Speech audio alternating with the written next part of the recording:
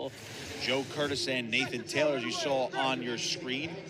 Next matchup here at 197 pounds in this quarterfinal. In this bracket, winner will take on Cornell's Mikey Delegata.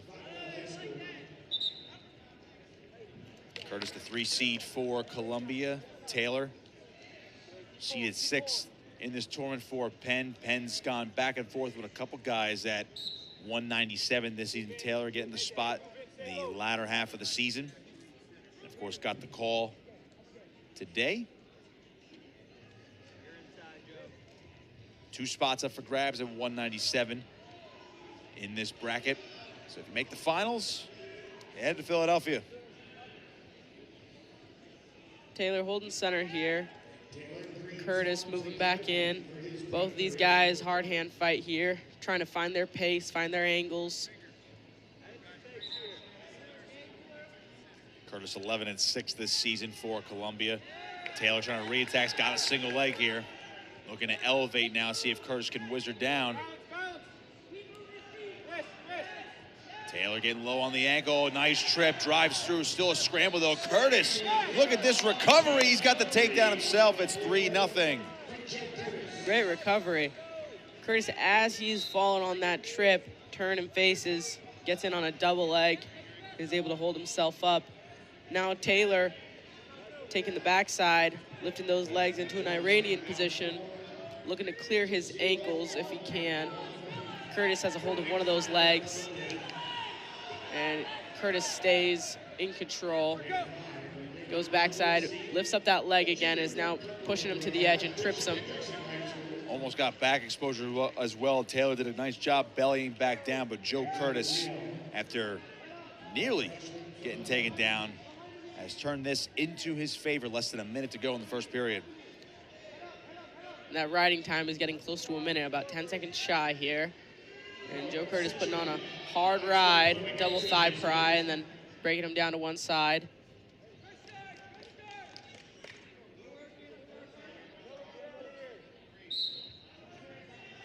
Still wrestling along the edge. Curtis keeping both feet inbounds. 30 seconds and change to go. And they're going to be ruled out of bounds here. 27 seconds remaining. And Joe Curtis on top, 3-0. It's over a minute of riding time. And the recovery off that initial takedown attempt from Taylor. One of the best scrambles we've seen so far. Yeah, absolutely. Very dynamic. Hard chop here right off the whistle for Curtis. Now, in a little bit of a crab ride here. Still shy of it. But Curtis pulling on that shoulder. I can see Taylor looking to sit over that outside leg here. Trying to keep himself small so that he can hop over. Pulling on that ankle.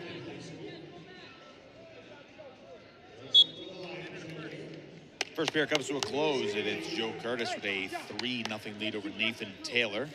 It is Taylor's choice. Look at that takedown again. Elevates. And Joe rolls through and captures one of those legs and climbs to his double leg. Normally, you don't really see that on a single like that, especially being kicked out from under him. It seems like he rolled the other way instead of the traditional way. Getting very creative. Yeah. Taylor's on top here. We're going to get a stalemate. Curtis did a good job rolling through and forcing a scramble there. Try to get a reversal, but they're going to restart in the center.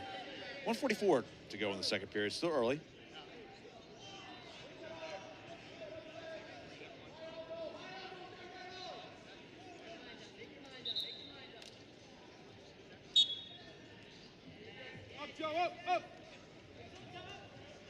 Claw ride here by Taylor. Joe Curtis gets to his feet and gets his 1 point escape. Quick work by Joe. 30 seconds gone in this second period. A 4-0 lead for Curtis. Minute 16 of ride time for Curtis. Now, the estimated start times for the semifinals are 12. So we're kind of going by the seat of our pants as well. We will roll into the semifinals, of course. That'll be the next round up after these quarterfinal matches are done. But But like you, we are waiting to see Yeah, with the schedule. if there's a bit of a wait or if a roll right into them. But we've seen some dominant displays here in the quarterfinals here in these 3-6 matchups. Absolutely. Yeah, most of these matches have either been tech or major decision. And we've seen a lot of good wrestling, a lot of roll-through tilts. Name of the game today. Nathan Taylor making it a battle, though, right now. Only 4-0, and we're getting a stoppage. And a little blood time.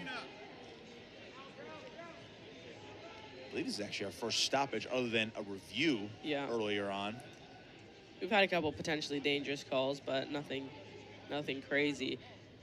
I mean, right now, you know, Joe Curtis was able to get to his offense really kind of off of a scramble, but mainly Taylor was the one getting to the leg. So we'll see how this evens out as they stay on their feet for a little bit longer. I'm sure it's a little bit of a vote of confidence that Taylor was able to get to his offense and get to his attacks and put Joe on his feet, you know.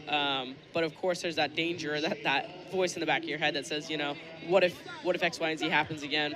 You know, it seems to be that Curtis is a really crafty guy, so making those decisions wisely as we move into the second period. Only 34 seconds left here. If you could get a quick takedown, that tightens up the match for the third period. I'm sure Taylor was receiving some similar advice from his corner, talking to assistant coach Darian Cruz, a national champion in his own right over at Lehigh a handful of years ago. And immediately gave Curtis a look with that shot. Able to recover, though, is Curtis. Posting on the head, see if he can take advantage of this head-to-head tie-up. Ear to ear here, some snaps. And that's going to do it for the second period. 0-4 here with Joe Curtis in the lead. A minute 16 riding time in favor of Joe Curtis as well as they move into the third period. It's Taylor's choice, and they choose neutral. Taylor not out of it by any means, but Taylor is in control with that 4-point lead and does have over a minute of ride time, and he's going to try to chase a shot here, trying to get that other leg. A sneaky little low single here by Joe Curtis. Snatches up that ankle, and Taylor doing a good job of keeping this alive here and pops the corner into a little bit of a crotch lift position. He's and around Joe hanging on to that leg, and so it's not going to be a takedown just yet. Yeah, Curtis is just hanging on that leg for dear life. Taylor's in a funky position with his leg. He's around the back, though, but has to clear that foot. Yeah, you got to be careful of your knee here as well. Joe elevating that leg. Still scrambling here. Minute 15 left, and Joe coming up the backside. Has one leg elevated, and they're going to award the 3-point takedown. Immediately to his legs is Taylor, and Joe does a good job of putting him back down. Very dynamic scramble there. Bit of a Peterson roll, maybe a bit of a hybrid version of that, and able to get back exposure from Taylor, so that is ruled a takedown. And now Curtis really well in control, 7-0. He's working on a major decision with that riding time right now. It's almost locked, and now Taylor is cut loose at 7-1. So if Columbia wants some team points, it would certainly help to get some bonus points here. Curtis is certainly going to be hunting for another takedown. Yeah, I don't know that we could name it much. I think that's just funk rolling through those positions. Ended up almost like in a just weird make something Navy up. ride, yeah. With one leg elevated, the other one trying to reach back for that head. Crafty this whole match has been Joe Curtis. Good sprawl, too, here. Short time. See if he can add one more to his total here. Taylor was trying to push, a valiant effort, but it's going to be Joe Curtis with the riding time. It's an 8-1 decision, and he's off to the 197 semifinals. He'll take on Cornell's Mikey Delegata in the next session. Solid win for Curtis.